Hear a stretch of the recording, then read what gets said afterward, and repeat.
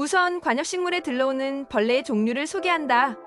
날파리의 종류나 벌레가 발생하는 원인과 함께 해설한다.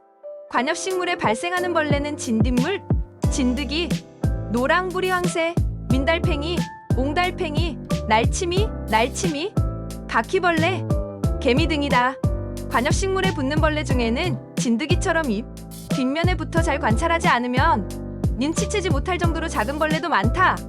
날파리처럼 사발 주변을 날아다니는 벌레, 노랑벌레처럼 조개 껍질 모양의 물질로 덮여 약효가 잘 듣지 않는 성가신 벌레까지 저마다 특징이 있어 구제 방법도 제각각이다.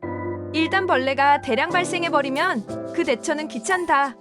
대량 발생시키지 않기 위해 우선 자주 관엽식물을 관찰하는 것이 좋다.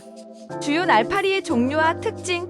관엽식물에 발생하기 쉬운 날파리에는 여러 종류가 있다. 대표적인 것은 버섯파리류와 나비류이다. 노랑나비류의 몸 길이는 12mm 정도로 땅속에 알을 낳는 것이 특징이다. 관엽식물에 사용하는 유기용 흙이나 유기비료를 먹이로 한다. 나비류의 몸 길이는 15 정도이며 물이 고여있는 곳에 알을 낳는다.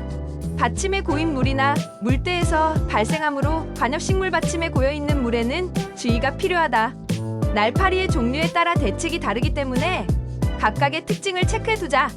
날파리 등 벌레가 발생하는 원인. 위에서 소개한 바와 같이 유기비료나 물바디의 물이 날파리가 발생하는 원인이다. 또 벌레는 비위생적인 환경이나 영양이 있는 곳에서 발생한다. 배수가 잘 되지 않는다. 흙이 항상 습하다. 화분에 마른 잎이나 쓰레기가 쌓여있다. 잎이 먼지를 뒤집어 쓰고 있다 등이 벌레의 발생 원인으로 생각될 것이다. 더욱이 관엽식물을 야외에 두는 일이 있거나 흙갈이를 하지 않으면 벌레가 발생하기 쉽다. 관엽식물에 찌든 벌레를 방치하면 어떻게 될까? 진딧물, 진드기, 날파리, 바퀴벌레 등 대표적인 벌레를 예로 들어보자. 진딧물이나 진드기 등은 관엽식물에 해를 끼칠 우려가 있다.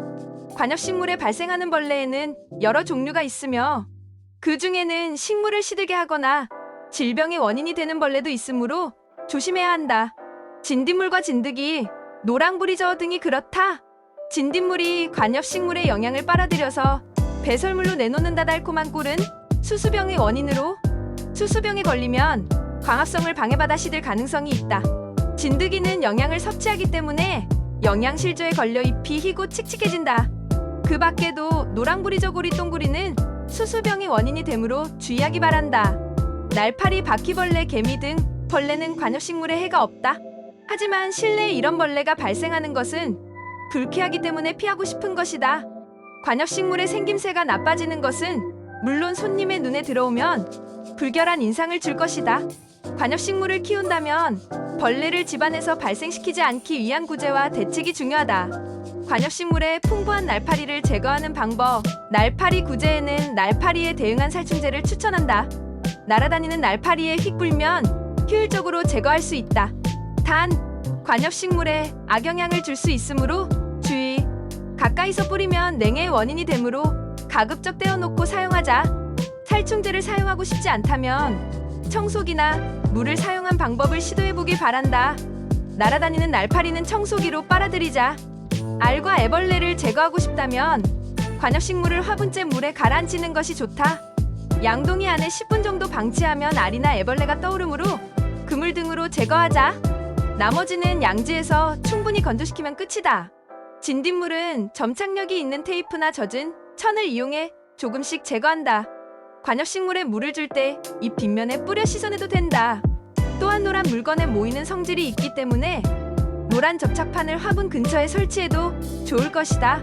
진딧물은 번식력이 강하기 때문에 살충제를 사용한다면 효과가 오래 지속되는 침투 이행성제를 추천한다.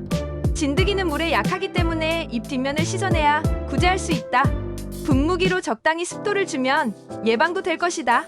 셀로판 테이프나 나무젓가락으로 제거하거나 잎째 잘라내는 방법도 효과적이다. 진드기가 대량으로 발생했을 때는 대응하는 살충제의 사용을 검토하기 바란다.